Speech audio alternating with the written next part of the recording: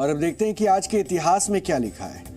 वर्ष 1928 में आज ही के दिन भारत के महान स्वतंत्रता सेनानी लाला लाजपत राय का निधन हुआ था। लाला लाजपत राय आजादी की लड़ाई के प्रमुख नेताओं में एक थे। उन्हें पंजाब केसरी भी कहा जाता है। 30 अक्टूबर 1928 को लाला लाजपत राय के नेतृत्व में साइमन कमीशन का विरोध कर रहे लोगों पर अंग्रेजों ने लाठीचार्ज किया था। इसमें उन्हें गंभीर चोटें लगी थी, जिसके बाद 17 नवंबर 1928 को उनकी मृत्यु हो गई।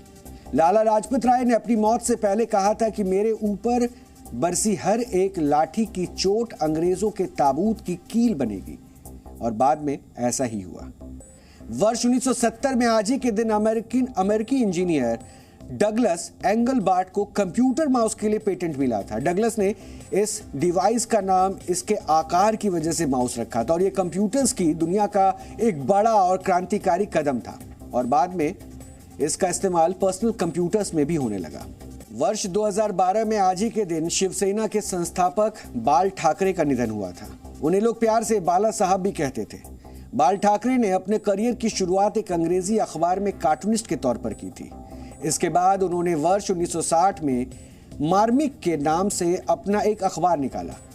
बाला साहब ने वर्ष 1988 में सामना अखबार की शुरुआत की थी, और वर्ष 1966 में उन्होंने राजनीतिक दल शिवसेना की स्थापना की, जिसने आगे चलकर महाराष्ट्र की राजनीति में अपना महत्वपूर्ण स्थान बनाया। शिवसेना के सत्ता में आने के बावजूद बाला साहब ठाकरे कभी मुख्यमंत्री नहीं बने, और ना ही उन्होंने कोई सरकारी पद लिया। इसी साल उनकी पार्टी शिवसेना दो धड़ों में बंट गई। एक धड़े का नेतृत्व बाल ठाकरे के बड़े पुत्र उद्धव ठाकरे के पास है, तो दूसरे धड़े का नेतृत्व महाराष्ट्र के मौजूदा मुख्यमंत्री एकनाथ शिंदे के पास है।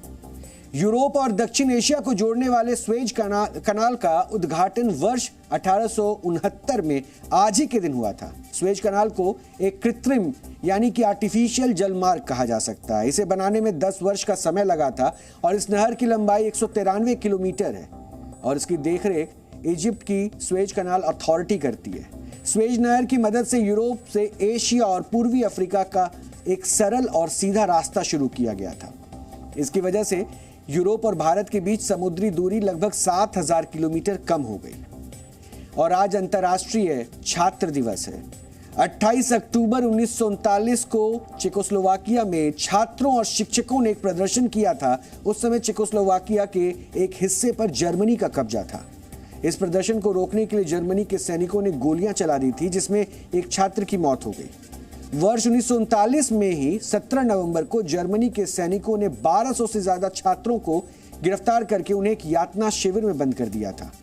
और इस घटना के बाद वर्ष 1941 में छात्रों का एक अंतर्राष्ट्रीय सम्मेलन लंदन में आयोजित किया गया था, जिसमें यह फैसला लिया गया कि हर वर्ष 17 नवंबर को अंतर्राष्ट्रीय छात्र दिवस मनाया जाएगा।